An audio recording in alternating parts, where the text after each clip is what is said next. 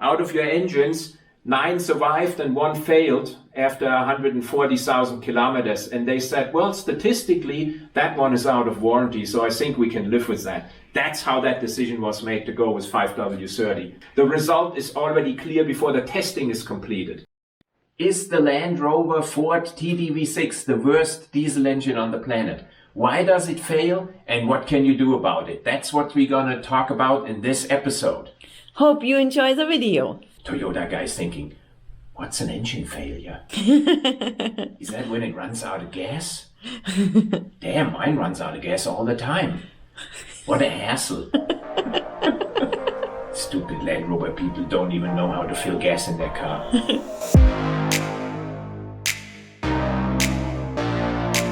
So, you know that they call our engine also the 2.7 liter Lion V6. That's what it was called when Ford launched this engine around the year of 2000. And later on, they gave it the name for Land Rover, the TDV6. It was later on called the 306 DT when Ford came up with the 3-liter version of the 2.7 liter Lion V6. So we're going to be talking about the 2.7 liter and the 3-liter in the Land Rover. The TDV6 is used in multiple Jaguar and Land Rover cars, and also in the Peugeot 407 and 607, and the Citroen C5 and C6, the Jaguar S-Type, the Jaguar XF and XJ, in slightly different variants, meaning there is a different oil pan, there is maybe a different boost system in it, and so on. But in general, the engine core is the same. So at the end of the video, I want everybody to understand what my opinion is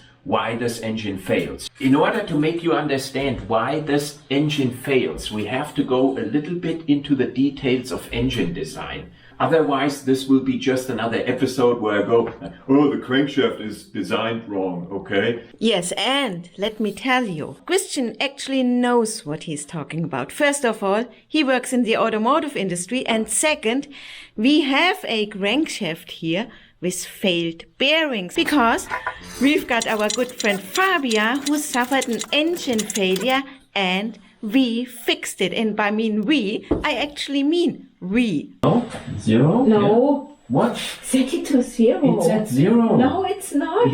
You got now it's at 0. It's exactly the same. No. I tell you guys the truth now of Vera summary. I work in the automotive industry for 32 years, delivering machine tools to the big OEMs, and I know how they work. And it doesn't really look that humongous. Engaging the shot pins, that's here in the bag, and he's closing the nose clamp, and now he's engaging the clamp arms. Now the axle is clamped. Close. And that's a balance sequence. For our Toyota viewers, we gotta explain what's an engine failure. It's that thing in the front under the bonnet completely fails. I mean, I know it's hard to imagine, but Land Rovers do that. Well, let's first look, what are the absolute fatal engine problems? If we look at it from the outside, okay, there are really not that many. And on the Discovery 3, there was, in the beginning, a problem with the oil pump housing failure. If you are driving a Discovery 3, watching this video, and you hear this now the first time, you should go and get yourself a Toyota. Just look in the internet right now what's available. Buy the first one. Yeah, sell your Discovery. If you do not know about this problem, shame on yourself. You have sinned. You got to walk over there, stand in the corner, look down at your feet for the rest of the day like back in school. Okay? If you don't even know that, you're driving around eventually, if you have this year, with a ticking time bomb. This gotta be like the 10th video where we explain this, but because we're gonna get a lot of comments if we don't, we explain it one more time. Here is the oil pump out of Vera's Land Rover Discovery 3 when we first bought it. And I installed this one, which is in the meantime worn out. And that's why I have it here. So she has now a third one in the vehicle. What the difference is, it's very straightforward. This pump has here this missing material compared to the reinforced one here. That was the first generation. And what's mounted here is a idler pulley from the timing belt. And that entire ear, as you see it, just simply snaps off. And that's what people call oil pump housing failure. What happens when this pulley wheel breaks off is the engine loses its timing, and then the pistons slap against the valves, and then you have a complete engine failure and the engine is trashy. Yeah, and it has a leather coat. We have covered that in previous videos. So if you don't know, you can check it with an endoscope camera and locate that leather and find out what kind of a oil pump you have. So if you go in there, just like Vera said, with an endoscope camera and you see an AC, you should not start your engine anymore. It's a 6600AE. So now he can drive home being all relaxed because an AE is already a new pump. Because this is a 2008. A 2008 is not guaranteed to have the refurbished oil pump. Yes. This is the tool I used. It's called the Deep Stash camera from Amazon. It's about 25 euros. Also, if you bought your 2005, 2006 Discovery used and you have no record from the previous owner about an oil pump change, assume you have the original oil pump. It is not possible to check this corner of the oil pump in the vehicle, okay? You can't see that because it's below the timing belt cover. And if you have the version 6800AC, your car will be soon dead in the water. If you have the reinforced pump, you will not suffer from the pulley wheel breaking off and the engine losing the timing and dismantling itself. But you're not protected from the next line, which is oil starvation and bearing failure. And the reason why you can still have the oil starvation and bearing failure, that is when the engine bearings wear out because of lack of lubrication. We'll go into details on those failure modes in a moment. But that can even happen with a later oil pump. Land Rover or Ford changed the thickness of the rotor in the following years. We went through that in previous videos, but this oil pump is the one out of Fabian's engine, which was a 2009, and he had a complete bearing failure. In fact, this is Fabian's crankshaft right here on the bench. He did already have the reinforced housing here. Yeah. But this pump has a rotor thickness from about 13.5 millimeters. Vera's oil pump, which has the weak casting, has also about 13.5 millimeters. Now watch this. The one I installed in Vera's engine afterwards to replace it has a rotor thickness of 15. Yeah. They upsized the rotor size. So if we take now from a 2011 Discovery 4, the rotor size is 15. 15 is the biggest one they ever made. There is a Russian pump available which has a 19 millimeter rotor. I would not recommend you that oil pump. It is such a poor quality that this pump overall will cause you other problems. So basically what he is saying is you want the reinforced oil pump with a 15 millimeter rotor size. Oh, thank you for summing this up. Yeah, that kind of completes my speech. These three are basically Ford pumps. So the very weak one has a coating AC. That's weak casting and weak rotor. The second generation had the coating AE, which was the correct casting but still a weak rotor. And the last generation from Rainer had AB, and that one has the good reinforced casting and the correct rotor size. You can watch a video about how we replaced the oil pump and also how we tested the oil pump, and you can watch a video how to use your camera to find the number of the oil pump. But now it gets more complicated. I'm gonna explain the oil starvation and bearing failure problems, and all engines are here affected.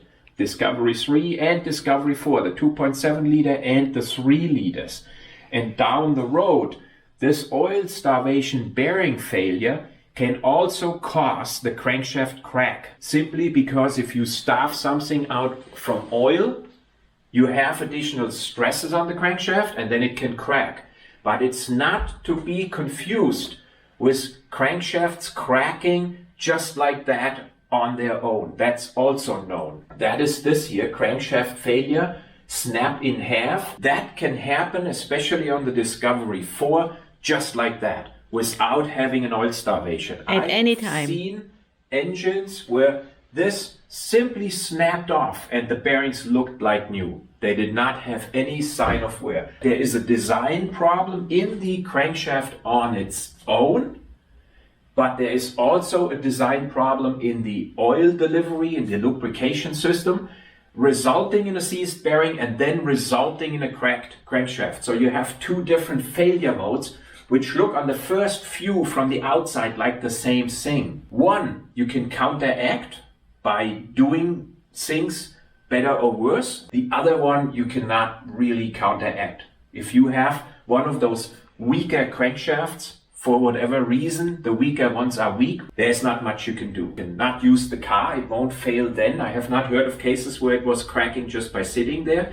Another thing you can do is you can buy yourself a Toyota or Mercedes backup car and use that. Also, that will save your crankshaft from cracking. But no other methods are known to prevent that from happening. If you have that Monday morning crankshaft in your vehicle, you know, after Manchester United lost and William came to work in the morning and he really missed to turn on the heat treat oven correctly, and then production started and he was kind of late and he just thrown the first crankshaft without the proper heat treating into production to get him finished off and so on, you're out of luck. You gotta make sure your vehicle is out of a time where Manchester United or any other soccer club did not have a real debacle on the weekend before. That's just not good. The same, by the way, applies if he works in the adduction hardening process, or if the guy Steve, who worked back then in the plant, being responsible for the fillet rolling process, okay?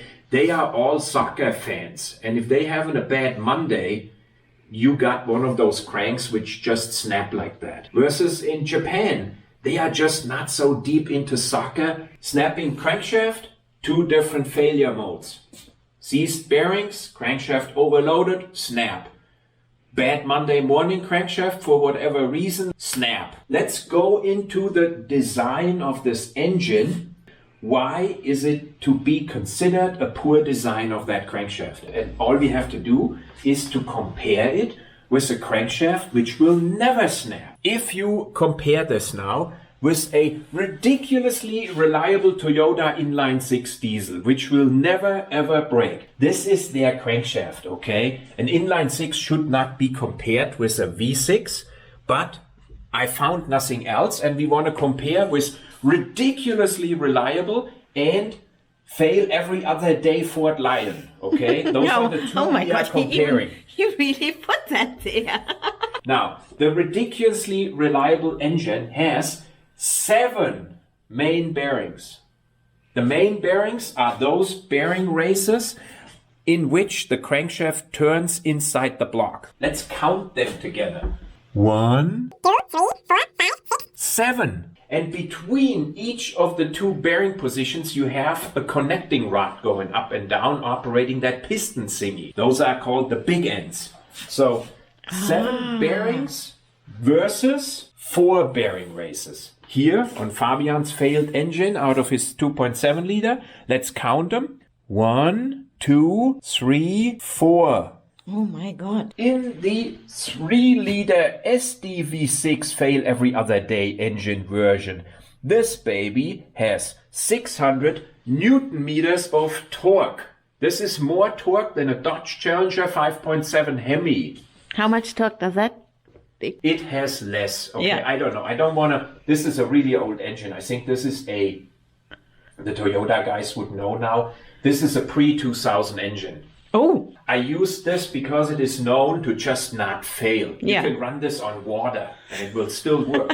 This is one of those engines where you can accidentally put your oil into your washing fluid container and run the engine and it will still go 400,000 kilometers. Just rolled in. This one has a running culture and a torque band, which puts this one just basically out of the water. This is a rocket star engine, and this one, you are the slow one going uphill on the Autobahn, okay? Oh, okay. Gas consumption on this engine Far, far better, much more economical than this engine, but not a fair comparison. But what I'm trying to get across is you can design, of course, an engine to last forever if this is your goal, but you have to make sacrifices. And that's the point. And let's cover now really quickly whose fault it is that this thing is so bad. It's so easy. And it is always the same rule. If something goes wrong in the automotive industry, whose fault is it? The manager's fault.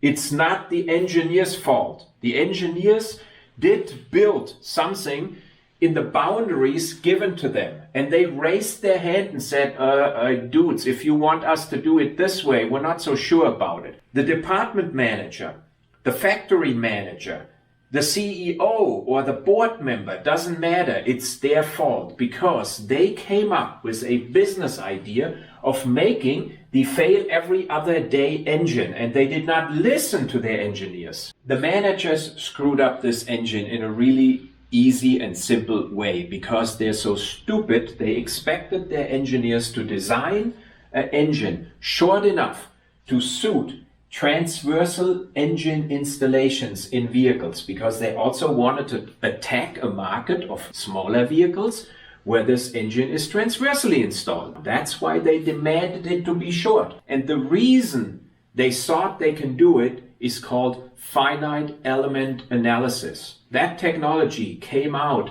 about in that time in the automotive industry, where it was in practice used on the first crankshaft designs. So they had a finite element analysis done of this design, and they honestly believed this will work. But of course it failed, okay? Because finite element analysis is always giving you an output based on the input you give it. So if you give it the wrong specifications, it will output you wrong results. And what you need to input correct specifications is a high process repeatability, which you cannot get on a slim design like this. There will always be variations in the material, in the forging, in the hardening process, in the fillet roll process. There are always small fluctuations in production.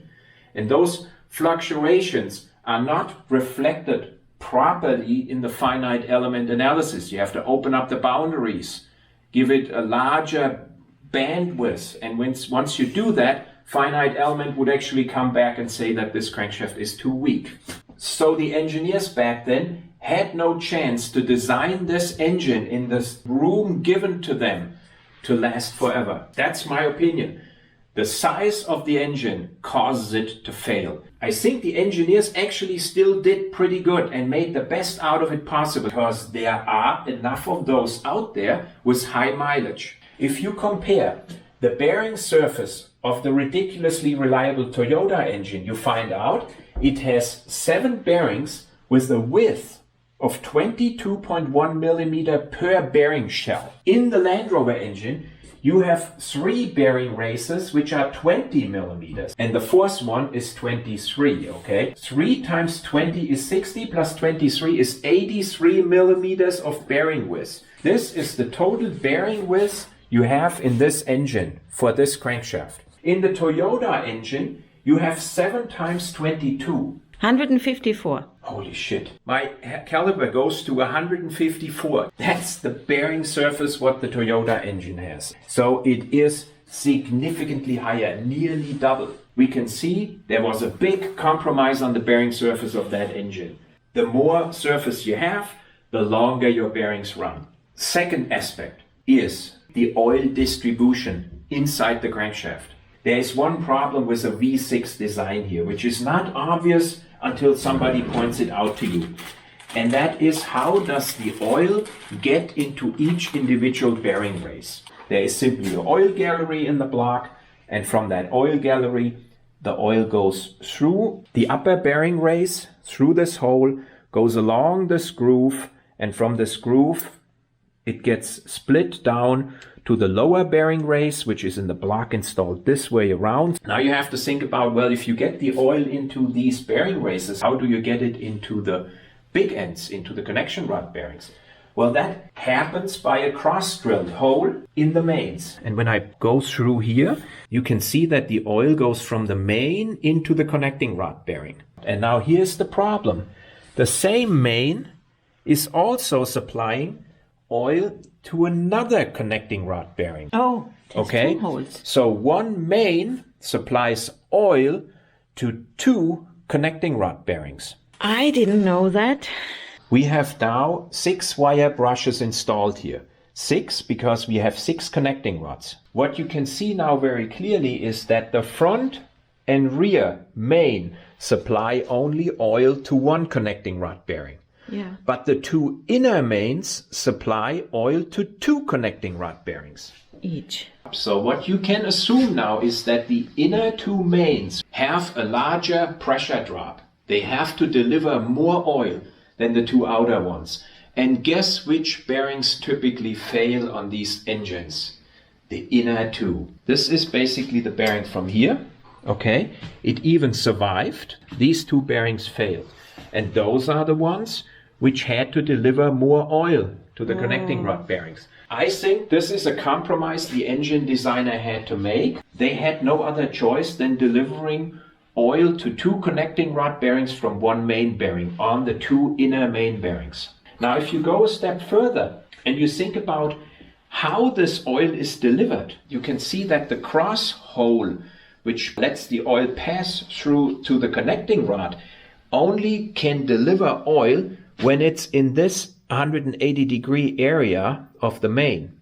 Okay, once it passes over to this side, the hole is basically closed up. You have like a pulsating oil supply. And the way this works on the inner ones is that the two holes delivering the oil to the connecting rod bearing are 180 degree across. So it works that the first connecting rod bearing is supplied with oil when its corresponding hole rotates over the surface.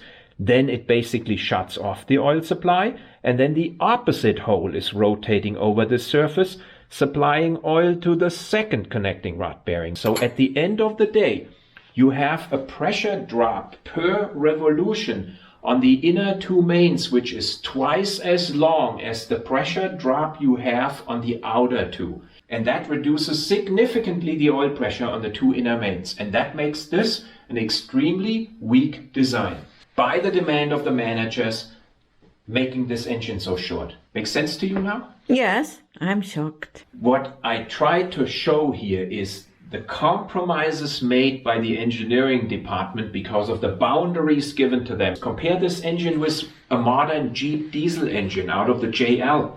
It has, I think, 260 horse. So a stupid Discovery 4 engine from 2015 can approach easily the performance of a modern diesel out of the US in a Jeep. Now that is a statement. I want to talk about the spinning bearings, okay? Because we always get these comments that, oh, there are no anti-rotation tongues on those bearing shells, okay? Let me tell you guys, those tongues what you see on some bearings are not anti-rotation tongues, okay? They are location tongues. They are there so when you insert your bearings into the block that they are in the correct position. The reason that this engine fails and has rotating spun bearings is not because we're missing these location tongues. Having that said, it is also not necessary then to put them in afterwards. You're not going to increase the longevity of that engine. Let's look at the general reasons for oil starvation, and that's actually pretty simple. When you look in a bearing catalog, you find the possible causes all listed here. Too little bearing clearance. Too little bearing clearance means that this hole, when the bearing is installed in the block, is too small or too tightly wrapped around your main bearing. Then your oil film, what's supposed to build up, is too small, and it cannot sufficiently lubricate or protect your crankshaft. The very early ones, 2005, maybe into 2006, had problems with the graphite casting of the engine block. Those blocks tended to shrink. I'm not a metallurgist, so I don't really know the background behind this. That gap gets smaller and smaller, and at one time the lubrication film is insufficient. That is something I've read over and over and over in the internet. I don't know if that is true, but I know on Fabian's engine, the bearing diameters did not shrink down. They measured exactly like catalog specification. Reason number 2, too much bearing clearance combined with heavy loads. It's opposite cause. These have too big of a gap on the engine block. I don't think that's really a big problem on these engines because Ford has an excellent way of matching the bearings to each individual main in production. I explained this in another video. There is actually a coding on the crankshaft here on the side. That coding is computer read and communicated in the assembly cell. 4 different sizes for the lower and 4 different sizes for the upper end. Pair those exactly like the computer tells to achieve that gap. So Ford has an excellent process to maintain that gap in production. So I don't think they screwed this up. Item number 3, amount, quality and viscosity of the oil. Oh, We're gonna lock in on that one. And this is gonna cause a huge debate again, but I'm giving you my opinion. You can fill into your engine whatever you want. You can fill in 5W dumbass oil into your engine like Land Rover wants you to. You can fill that oil in with the interval of 24,000 kilometers. Like Land Rover specifies. Because they're so smart and they did not screw up that engine, you may as well believe them that. You already believe them that 5W30 is the right oil, you may as well believe that 24,000 kilometers is the right interval. Now you have all those people telling that they did tons of research that 5W30 is the right oil for this engine, okay? And they did so many hours and they went all crazy and spent all that money. And I tell you, yes, they did. But they told the test lab and the result will be 5W30. And how do I know that? I worked 32 years in the automotive industry. The result is already clear before the testing is completed. They don't go to a test lab and say, well, can you guys figure out what we have to pour into our engine so it runs longer? This was not the task given to the test lab. The task was, can you find out how long the engine runs if we put that 5W30 in what we are required to put in for emission reasons? And the guys came back and said, well, out of your engines, 9 survived and 1 failed after 140,000 kilometers. And they said, well, statistically, that one is out of warranty, so I think we can live with that. That's how that decision was made to go with 5W30. It was all about fuel economy and emissions and not about longevity. 5W30 dumbass. I'm gonna deliver you now proof that you can easily run a better protecting oil in that engine without any problems. All I gotta do is push this button and it takes us, well, 2 times. And it takes us right here to the Castrol oil finder in South Africa. Now, I've never been in South Africa, but I know that it's a little warmer there, okay, for most part of the year.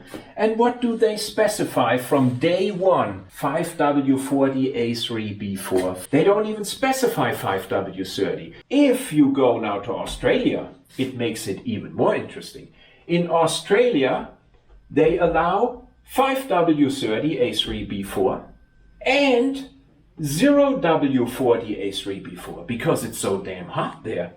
But even in an extremely hot environment, they still specify the 5W30. If I would be living in Australia, of course I would run the Dash 40 oil instead of the 5W30 dumbass water oil. That's what I would do, but that's just my opinion. Why don't we look at Citroën? In the Citroën C6, as I said originally, same engine, just a passenger car, longitudinally installed. Look what they allow. Stay there.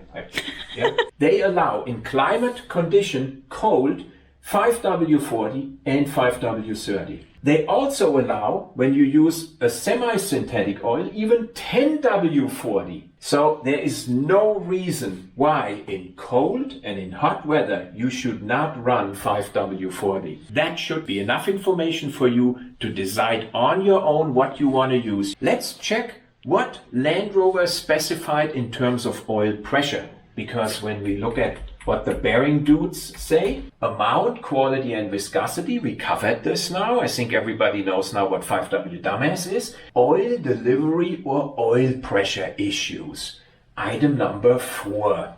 Now let's take a look at that, how smart Land Rover did this. And keep in mind, they specified a thinner oil now. Let's look how that oil pressure developed between the Discovery 3, where we had less bearing failures, compared to the Discovery 4 with much more power, where we have more bearing failures and more crankshaft snapping problems. That is what the Land Rover workshop manual says. On the Discovery 3, back in 2005, they specified at idle you're supposed to have 0.7 bar, and at 3,500 RPM 1.9 bar. Then they changed this engine for more power. So they changed the oil pressure on the Discovery 4 now, and guess what? They took away the specification and they came up with a procedure. And the procedure says now, if the oil pressure is less than 0.5 bar, so 0.2 less, 0.7 is already nothing. Between idle and 2,500 RPM, you got a problem, okay? So they dropped from 0.7 to 0.5. And here they said at 3,500 you're supposed to have 1.9. That was a straightforward limit. Today they say, is the oil pressure less than 1 bar at the engine speed greater than 2,500 RPM? Yes. Pressure this low may indicate problems with oil pump filtering, clearances within the engine. Check if there are any other indications of engine fault, noise, and so on. So they went from a straightforward specification what the oil pressure should be to some weaselly words, which at the same time allowed the engine to run with a lower oil pressure in a more powerful vehicle with a smaller oil filter. The bottom line is they worsened the situation, and I don't understand the reason behind this. I do not understand why they have not maintained the higher oil pressure from the 2.7 liter to the 3 liter. I don't understand what they actually physically changed to make that worse. Maybe there is a smart Ford engineer out there who wants to give us the honest opinion why they tolerated a lower pressure on the more powerful engine in their specification. I don't know. There is another aspect to it, and that is the start of the engine. When you fire the engine up for the first time in the morning, it needs to have pressure immediately, because overnight the oil kind of sunk away out of the bearing races. They are kind of dry, and they have to go now when the starter motor starts to turn the crankshaft from a friction condition into a lubrication condition. And in those first few revolutions, the crankshaft is actually physically coming into contact with these bearing surfaces. Any engine has that kind of wear. Now, why is that on a Land Rover TDV6 in particular a bigger problem than on a Toyota ridiculously reliable engine? And that is simply the location of the oil filter on this engine. The oil filter is on top of the engine.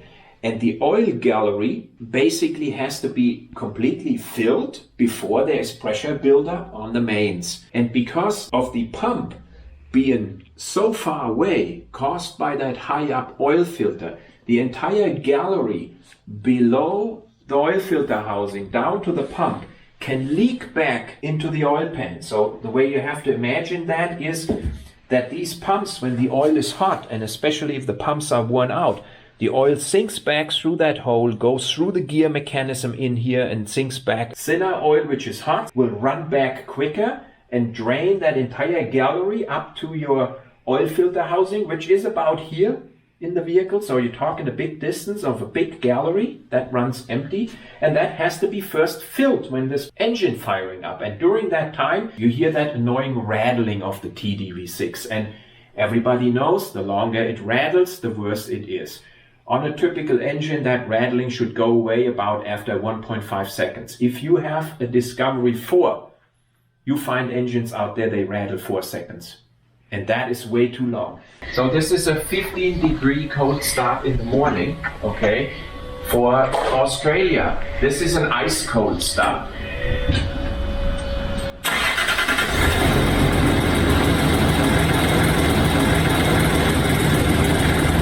6 seconds until the rattling was gone. By the way, we investigated the leak back through the pump on different pumps in our epic oil pump test video. You may want to check that out. So I think the oil delivery system here with that oil filter on top of the engine is not optimum, and it causes the engine to rattle for that split second in the morning, and that is when your crankshaft runs unlubricated. It does say here, dry start, no pre-lube. That's what we just explained.